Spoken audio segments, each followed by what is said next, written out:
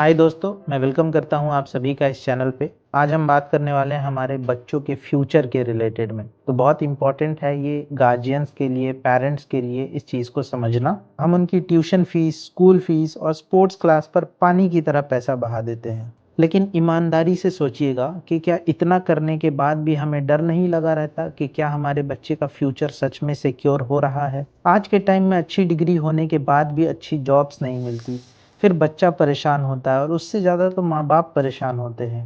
ये जो financial tension है ना, ये बच्चे और माँ बाप दोनों को मेंटली तोड़ देते हैं। तो क्या कोई ऐसा रास्ता है जो इस परेशानी को हमेशा के लिए ख़त्म कर दे? जी हाँ, इसीलिए गवर्नमेंट ऑफ इंडिया ने एक बहुत ही खास स्कीम लॉन्च की है, एनपीएस वात्सल्य। ये स्कीम स्पेशली बच्चों के लिए बनाई गई है ताकि हम पेरेंट्स, गार्जियंस अपने बच्चों का फ्यूचर सिक्योर कर सके। आज के वीडियो में हम इसके हर पहलू को समझने की कोशिश करेंगे बहुत ही आसान लैंग्वेज में।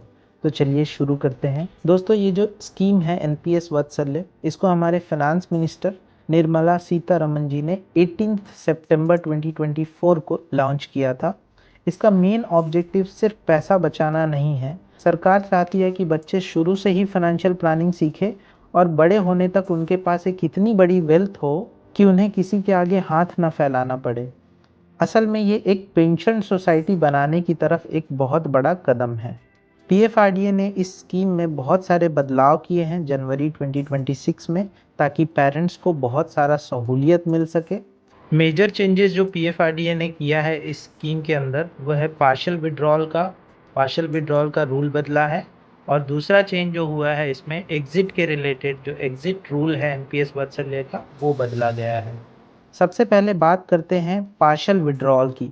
देखिए, अगर आपको बच्चे की पढ़ाई के लिए या किसी इमरजेंसी मेडिकल ट्रीटमेंट के लिए पैसे चाहिए, तो आप इसमें से पैसा निकाल सकते हो। इसका रूल बहुत सिंपल है। अकाउंट खुलने के 3 साल बाद आप जमा किए हुए पैसे का 25% निकाल सकते हो। पहले सिर्फ ये 3 बार अलाउड था, लेकिन अब पीएफआरडीए ने लिमिट बढ़ाकर 4 बार कर दिया है। और सबसे अच्छी बात यह है कि आपको कोई पेपर वर्क, कोई प्रूफ नहीं देना होता ये पार्शियल विड्रॉल करने के लिए। सिंपली आप लॉगिन करके एनपीएस वात्सल्य अकाउंट में आप पार्शियल विड्रॉल इनिशिएट कर सकते हो। पार्शियल विड्रॉल करने के लिए सेल्फ डिक्लेरेशन काफ़ी होगा। अब पार्शियल विड्रॉल के रूल समझते हैं। लॉक इन पीरियड है पार्शियल विड्रॉल करने के लिए 3 इयर्स, मतलब अकाउंट खुलने के 3 साल बाद ही आप एलिजिबल होगे पार्शियल विड्रॉल करने के लिए। कितना विड्रॉल कर सकते हो? तो 25% ऑफ योर ओन कॉन्ट्रीब्यूशन आप विड्रॉ कर सकते हो। मैक्सिमम जो लिमिट अलाउड है इसमें 4 टाइम्स अलाउड है। You can do it for maximum 4 times. पहले ये लिमिट 3 बार थी, अब बढ़ाकर 4 बार कर दिया है गवर्नमेंट ऑफ इंडिया ने। पार्शियल विड्रॉल कैसे होता है, कितना विड्रॉल आप कर सकते हो, ये एक एग्जाम्पल से समझते हैं। मान लीजिए आप अपने बच्चे के लिए 10 लाख रुपए जमा किए हैं और मार्केट में रिटर्न मिलने की वजह से इसकी वैल्यूएशन आज की डेट में 13 लाख हो गई। यहाँ ध्यान देने वाली बात यह है कि जब आप पार्शियल विड्रॉल रेज करेंगे, इनिशिएट करेंगे, तो आप 25% ऑफ योर ओन कॉन्ट्रीब्यूशन, मतलब आपने जो पैसा जमा किया है 10 लाख रुपए, उसका 25% आप निकाल पाओगे, ना कि 13 लाख का। मतलब जो मार्केट से आपको रिटर्न मिला है, जो 3 लाख रुपए आपको मुनाफा हुआ है, उसका 25% आप नहीं निकाल सकते। सिर्फ और सिर्फ आप अपने कंट्रीब्यूशन का 25%, जो कि आपने 10 लाख रुपए जमा किए थे, उसका 25% आप विड्रॉल कर सकते हो।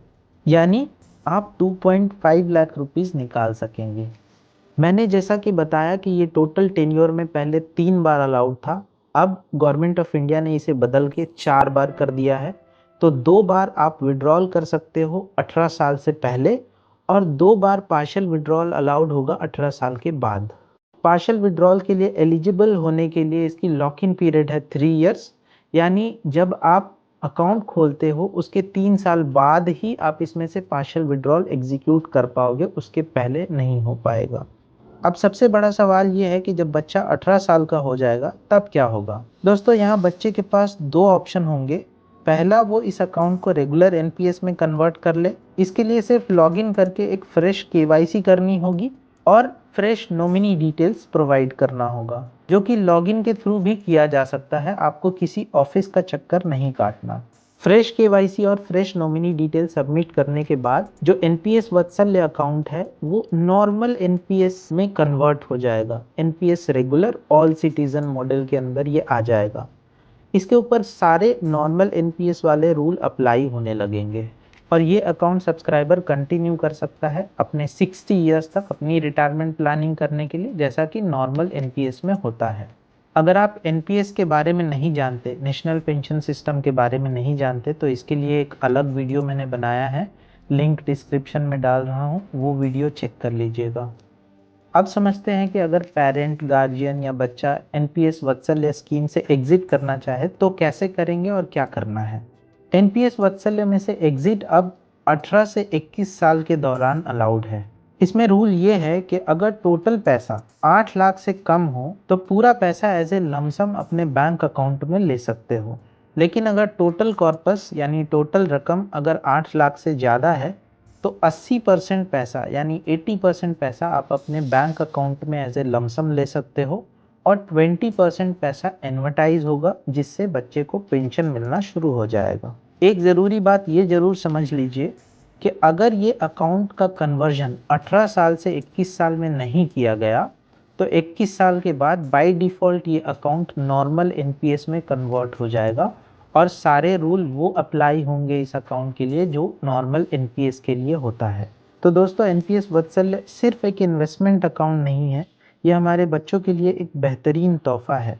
हम उनकी पढ़ाई और खेल कूद पर खर्च तो करते ही हैं, क्यों ना उनकी फाइनेंशियल सिक्योरिटी की बुनियाद आज ही रख दे। अगर आपको लगता है कि ये वीडियो किसी और पेरेंट्स के काम आ सकती है तो इसको शेयर ज़रूर करें। अगर आपका कोई सवाल है एनपीएस या एनपीएस वात्सल्य अकाउंट के बारे में तो कमेंट में ज़रूर लिखिएगा। मैं कोशिश करूंगा कि कमेंट्स में ही आपको जवाब दूं, या अगर मुझे लगेगा कि इस टॉपिक के ऊपर एक अलग से मैं वीडियो बनाऊं, मैं वो भी करूंगा। So thank you for watching this video. मिलते हैं अगली वीडियो में, तब तक के लिए टेक केयर, बाय बाय।